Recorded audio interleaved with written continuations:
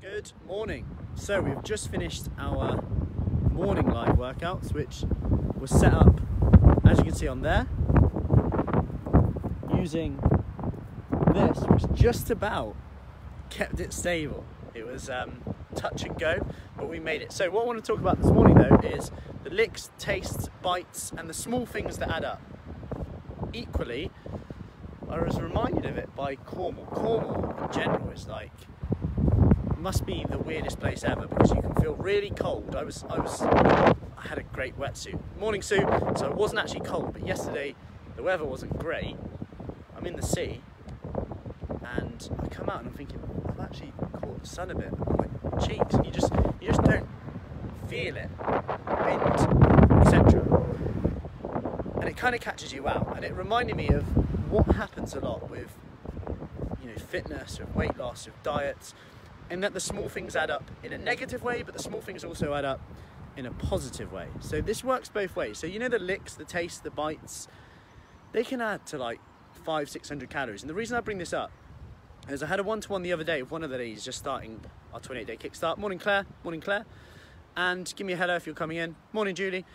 With one of the ladies just starting our 28-day kickstart, and the key thing around hers was when she was making dinner. So when she's making dinner, she might take a bite of one thing, or you know, try that, and all of a sudden she's not actually that hungry at dinner, but she'll still eat the dinner because she just made it.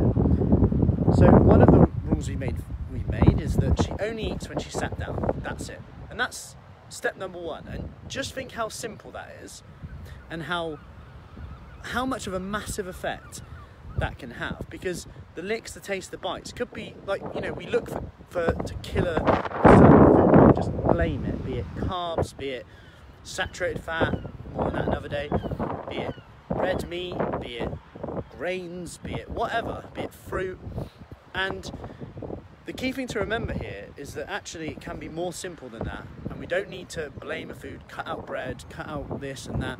Actually, it could just be looking at the low-hanging fruit, pun intended, because those small steps can really add up. But equally, other things really add up. Like we've just, obviously with lockdown and everything like that, is literally, they call it obesogenic environment in the research. It's basically an environment where it exacerbates our behaviour. So if you think about lockdown, if you're someone who stress eats, boredom eats, that your tendency to do that will be multiplied by 10. That's what the research actually showed, is that people who were vulnerable to that will do more of that.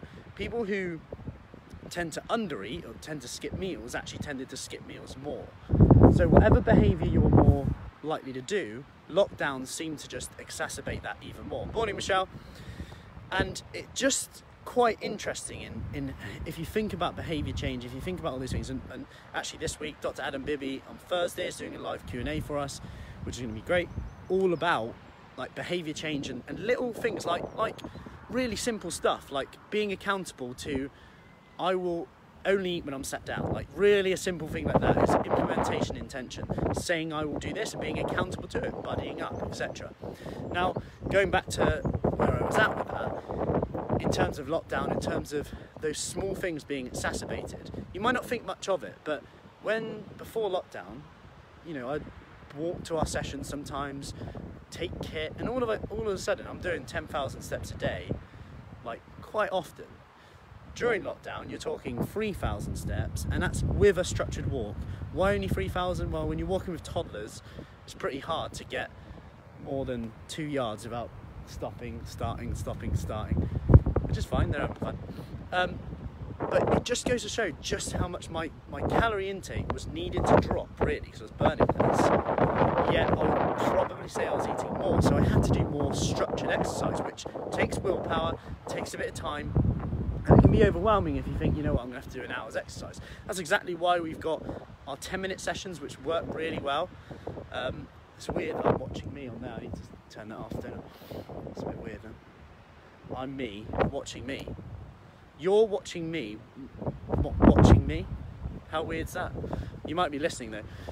So, moral of this story is that small steps really add up. If you think they're insignificant, wouldn't it be fun to find out if they actually are? And you might not see the difference today, but just be more aware maybe today you actually apply that habit. I'm only going to eat when I sit down. Amazing how much of a difference that could make. Hope that helps. Any questions, let me know. Have a great day, and I am out. See you later.